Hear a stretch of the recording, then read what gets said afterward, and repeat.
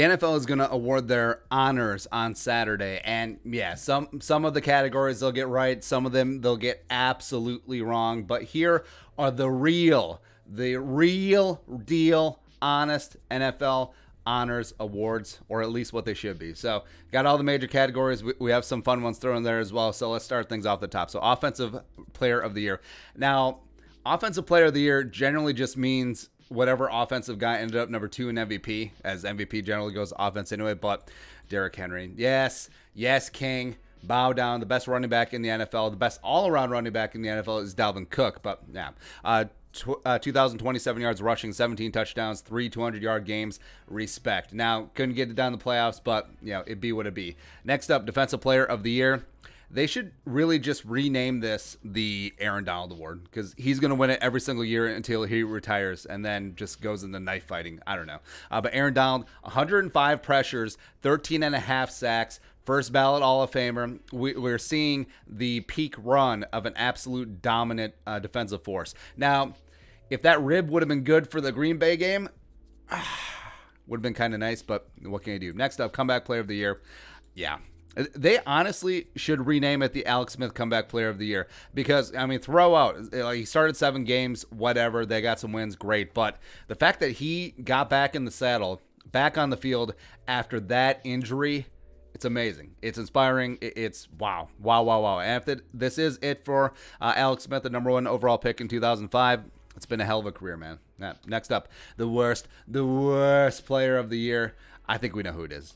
Dan Bailey. Now, there was many Vikings vying for this one. I mean, Drew Samia is up there. Chris Jones is tackling, sure. But, I mean, Dan Bailey, how do you still have a job when you were the least accurate kicker 2 of the last 3 NFL seasons? Like, how is that possible? How does that happen? 68.2% of his field goals. He missed 7 field goals. He missed 6 extra points. He missed 13 total kicks, and probably single-handedly cost the Vikings the game against the Bucs. Great. Cool, but awesome. Yeah, give that man an extension. Why not? Most improved. Basically, who's really good this year and who was ass last year?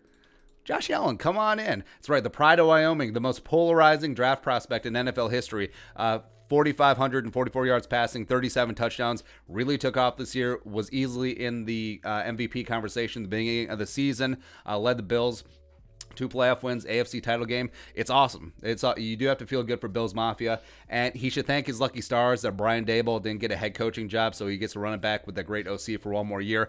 And also, Stephon Diggs isn't complaining about his contract yet. So, yeah.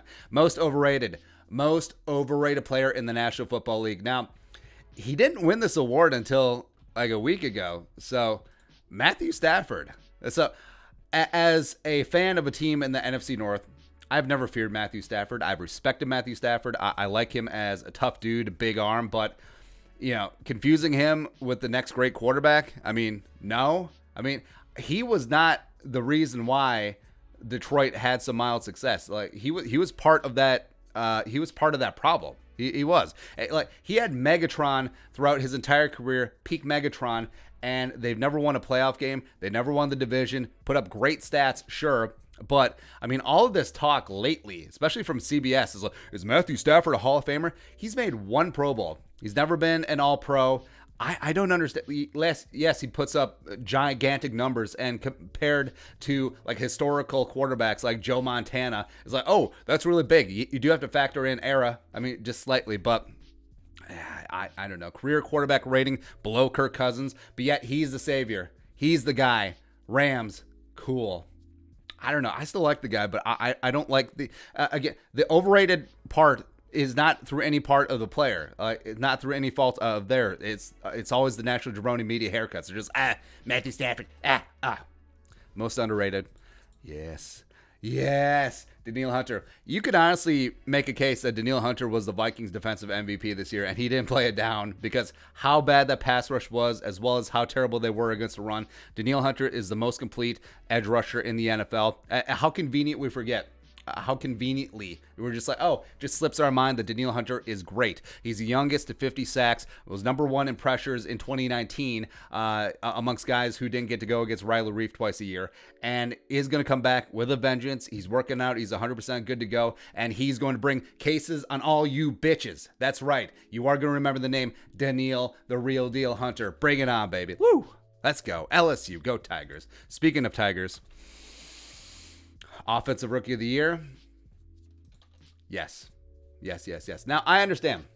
Now, we've had our clashes recently with Chargers fan, and I understand that Justin Herbert threw for a lot of yards this year. It was great, but also you look at his yards per attempt, you look at where his quarterback rating stood compared amongst the other quarterbacks. You look at what his PFF grade was. Like, yeah, he put up big numbers, but he really had a Matthew Stafford type season. Congratulations for having to throw a lot. I get it. But Jefferson, 88 catches, 1,400 yards receiving, broke a 17-year-old NFL record. By the way, Justin Herbert, he broke the passing touchdown record, which was set by Baker 2 years ago.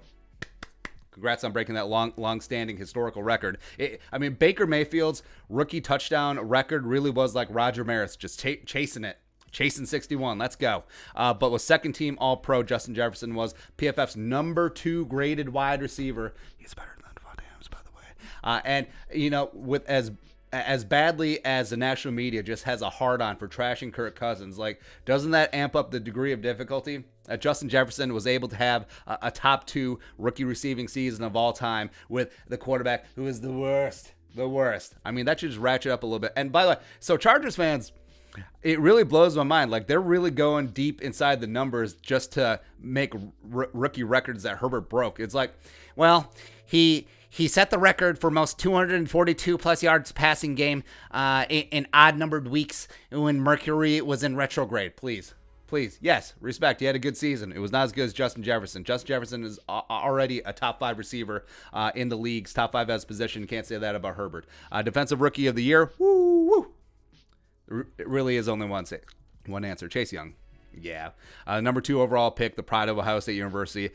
Superstar already. He is 42 pressures, 7.5 sacks, was dinged up at time this year, was voted a team captain midseason, which just speaks to the gravitas and leadership that this guy brings to the table. And man, it is fun to watch Chase Young. He is a complete player, and just damn Gina. Second place, I don't know, Jeremy Chin. Sure. You could say Cam Dantzler.